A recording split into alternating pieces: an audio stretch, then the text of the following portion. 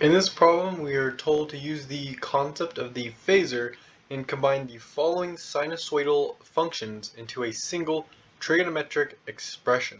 The time domain form is assumed to be similar to this right here, so we're going to put it in the sinusoidal form with cosine. First, we are going to look at part A, and more specifically, we are going to look at one specific function. When we look at this, we know that our Vmax is this 100 and our theta is our 45 degrees. We need to convert this into a rectangular form because if we write this out, it'll be in polar form. We'll have 100 with our angle inside of here.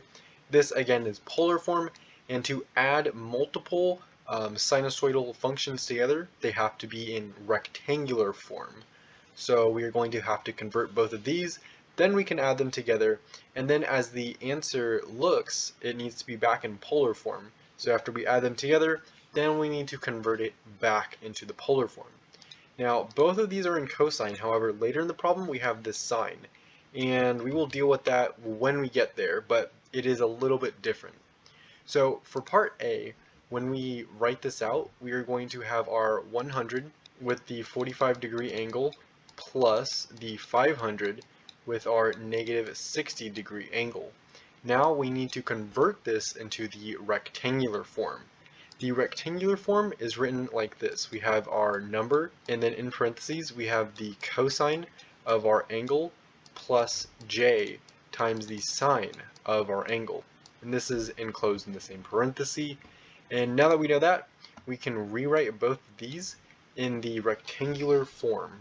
That will give us approximately these answers right here. And now we can add the like terms together. And this is going to be our equation. Now we need to convert this back into the polar form, so we are going to do that and plug them into our answers for part A.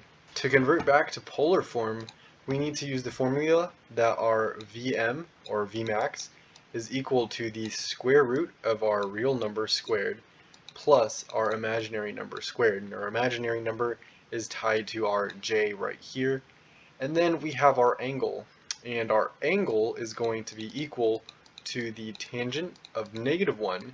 And then inside of here we will have our imaginary number divided by our real number. And that is how we find the two separate parts.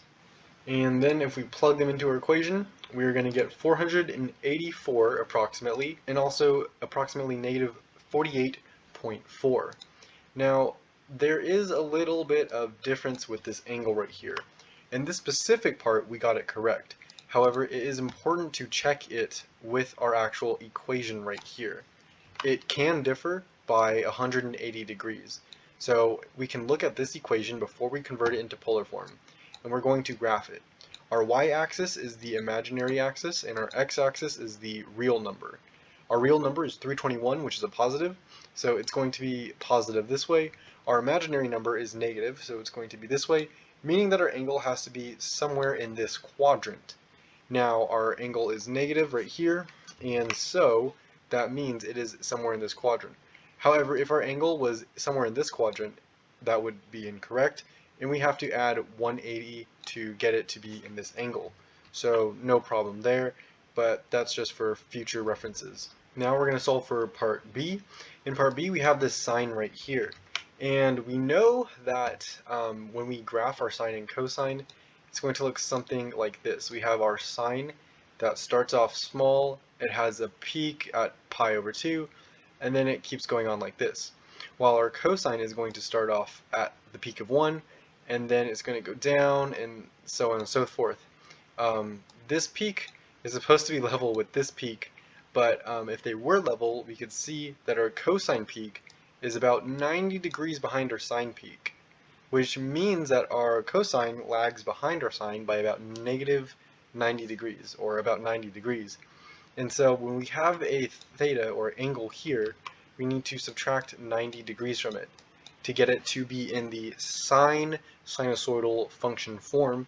And again, this is because the cosine equivalent is about 90 degrees behind our sine, and we can see this from a graph. So when we write both of these out in the polar form, we're going to have 250 with our 30-degree angle. This is from the first equation right here, plus our negative 150 with the angle of 140 minus 90 degrees, which will be 50 degrees. And now we can convert both of these into the rectangular form. And this is going to be the answers when we convert it. Now we can add like terms together. And after we do this, we're going to get approximately 120.1 and J10. This is going to be our equation.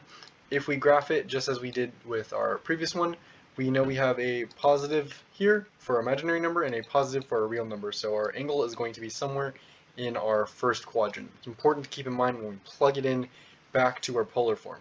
So now we are going to convert this using the blue equations right here and put it back into the polar form so that we can plug it back into our question. And if we do this, we are going to get approximately 121 for our Vmax, and then approximately 4.8 for our angle. And our angle is in the first quadrant, so it means we did it correctly, and that will be the answer for part B. Now for part C, we see that we have a cosine here. This looks good. And then we have a sine here. So in this sine, we are going to, just like in our part B, subtract 90 degrees. However, since this is already a negative, we're going to just add the two negatives, and this will give us a negative 215, and that will be important when we write out our polar form for this specific part. And then we have a cosine here, so we can just add them all together. These are going to be our equivalent polar equations, and now we can use the red equation that we wrote up here and write them in the rectangular form. And this will be our equivalent rectangular form. Now we can combine like terms. And then if we do this, we are going to get approximately 128.3 for our real number plus a j with 83. Now this will be our equation, and if we graph it just to make sure, we are going to have our real number in the positive, imaginary number in the positive. So the angle, when we convert it back to polar form, when we use these blue equations, needs to be a positive in the first quadrant. And if we do this, we're going to get approximately 153 for our Vmax and approximately 33 degrees for our angle. Now we are going to look at D. For part D, they are all cosines, so we're just going to write them out in our polar equivalent. It's going to look something like this, and now we can write them in the rectangular form using this red formula up top. And if we do that, we are going to get approximately all of this for our new equation, and now we can just combine like terms. And if we combine all of our like terms, we are going to get approximately 0 for our real number plus a 0j for our imaginary number. If we were to convert this back using these into the polar form, we would get 0, 0. But it's just a common rule to know that if we have 0, 0 for both our real number and our imaginary number, that the answer for our Vmax will be 0, and our angle will also always be 0. And that is how you would go about solving this problem. If you want more network analysis problems or network analysis notes that go over the entire coursework for this class, they will be in the description linked below the like button.